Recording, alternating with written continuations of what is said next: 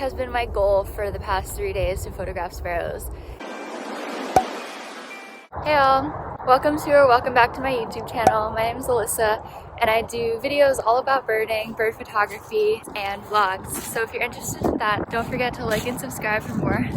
Anyway, so yeah, I am birding today in a location that I usually come to bird at. I was intending to come out for sparrows today in the afternoon, hoping that the light would be nice and golden, but as you can see, it's cloudy. So that might change my plans up a little bit, but it is kind of partly cloudy, partly sunny, although it looks 100% cloudy right now. So I don't know how much my plans will change. I'm still gonna attempt to find some sparrows. This park usually has a good number of regulars. We get white-throated sparrow, we get song sparrow, American tree sparrow, and fox sparrow. So I was really hoping for those. This is gonna be another one of those vlogs where I don't really know what I'm gonna see.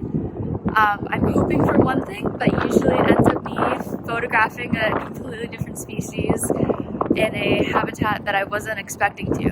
I'm planning on making it a little bit more advice-y and giving you guys some tips and tricks that I do when I'm out in the field, and normally I actually put this content out on my Patreon, but today I figured why not just put it out in a video and do a bit of a more vloggy style.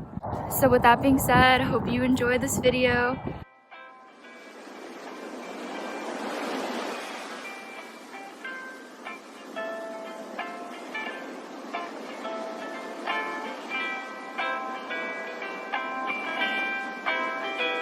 It has been my goal for the past 3 days to photograph sparrows.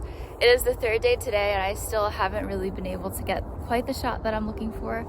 I was hoping when I came out here that it was going to be sunny and giving me that afternoon glow, but unfortunately it is, like I said before, it's cloudy, which is not a big deal. It's still pretty decent light, although it is super cloudy. I think there's enough light that my images won't come out too grainy. Basically what I wanted to say is, if you are having difficulty finding birds, I know some people use playback. I don't use playback, but I pish. So if you watch like my previous Christmas bird count video, there was this guy named Doug and he was really good at pishing.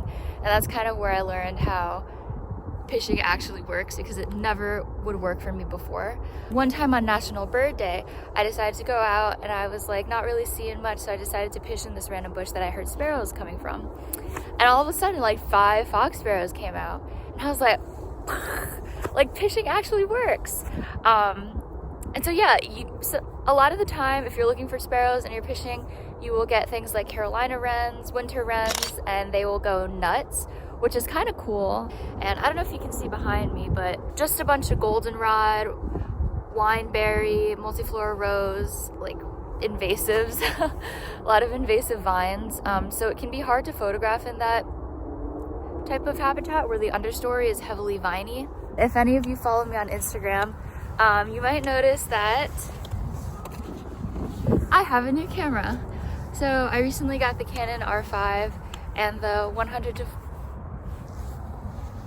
I don't even know what I was talking about before, but I came across some song sparrows.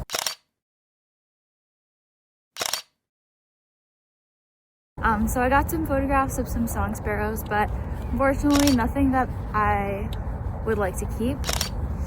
But still like really cool experience to be out there with them.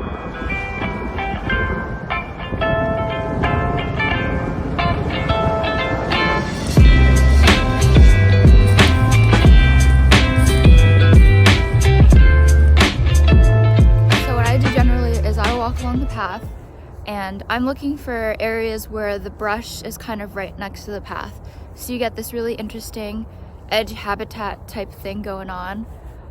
The good thing about birding that way is that if you're trying to achieve depth of field, then you'll be able to get a greater distance between your subject and the background, and so that'll create a lot more blur. So that's one way that I like to locate and photograph sparrows. Okay. So I'm gonna give you a little lesson on what I'm talking about when it comes to the understory vines that are really tricky to photograph in. Okay, so this is multiflora rose. It's thorny and it hurts when you're trying to walk through, and it's invasive. This here This is native, this is goldenrod. This is invasive, this is mugwort. Bad. Let's see what else I can find. Yeah, this right here, this is a big one. We do not like multiflora rose. Look at that. This one's a long one. Of these red vines over here, that's wineberry, and they're also spiky.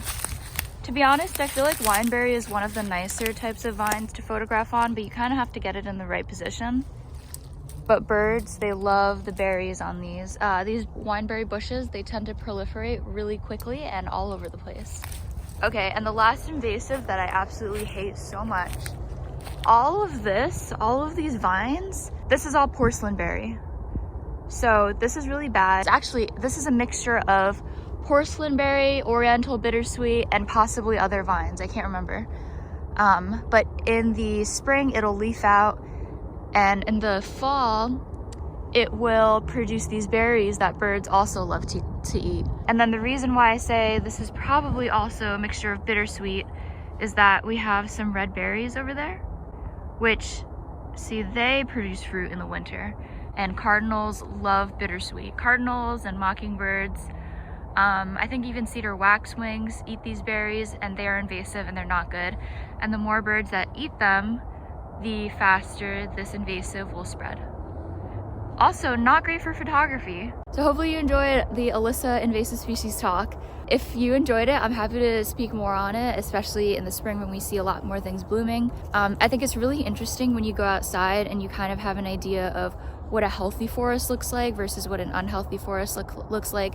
And not to say that this area is unhealthy, but we definitely have problematic patches, especially in the areas that are along urban walkways and pathways and things like that. They're considered more disturbed and a lot easier for invasive species to take hold and flourish. There's a raven. You can tell by the diamond-shaped tail. There you go. But yeah. Okay, so what I'm gonna do is I'm gonna head back over to the other side of the park just because I see the sun peeping through, and I'm hoping that I'll get a little bit more light on the other side of the trees, whereas right now it's kind of creating a shadow over the area that I want to photograph. So yeah, I'm gonna go over to the other side, hopefully see some more sparrows, and give you guys some more tips on what to look out for. Now, it's been 3 days, like I said, and I've been trying to photograph sparrows for 3 days straight, but I'm still trying. And to be honest, I don't mind trying for sparrows every day, just because not only do I find sparrows, but I find other really cool stuff. It's also been a goal of mine to photograph a wren, and you know, wherever there's sparrows, there's usually wrens and chickadees. Chickadees are great. I love my chickadees. So although I have been looking for sparrows as my main goal, there's no harm in photographing other species, especially when they're a lot more cooperative. Okay, one more tip is that so when you're photographing sparrows, you're gonna wanna make sure that the area that you're photographing in has good perches for them to sit on. So dead logs like this are great. Sparrows will not perch on goldenrod. This is too light for them. And even if they do perch momentarily in something like this, they're probably gonna weigh it down, and that's not gonna look good in a photo because then they're gonna just blend in with the rest of it. So there are about 7 song sparrows that I'm watching right now, and they're kind of, they're feeding out in the grass. I got a few pictures of them on the branch, which I really, really liked. So this is kind of the only section right now of the park that has the nice light that I was looking for. If I'm able to get them on a perch in the light, that would be ideal.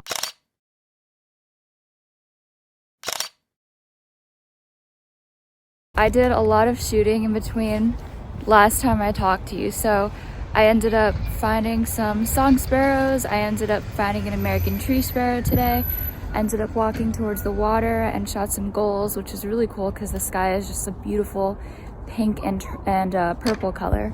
So all in all, I honestly had a really good day. One thing I wanted to say is that I have really been enjoying my Canon R5 and 100 to 500 mil so far. It's been amazing. The autofocus has been great. And as I continue to use it, I'm gonna jot down all my notes, and I'm gonna hopefully put up a review for everyone in the next 1 or 2 weeks, so stay tuned for that. Another thing is that if you don't already don't forget to follow me on Instagram and Twitter, and please like and subscribe to my YouTube channel because I plan on putting a lot more content out there. So with that being said, I had an amazing time today. Thank you guys all for watching, and stay tuned for next time. Bye.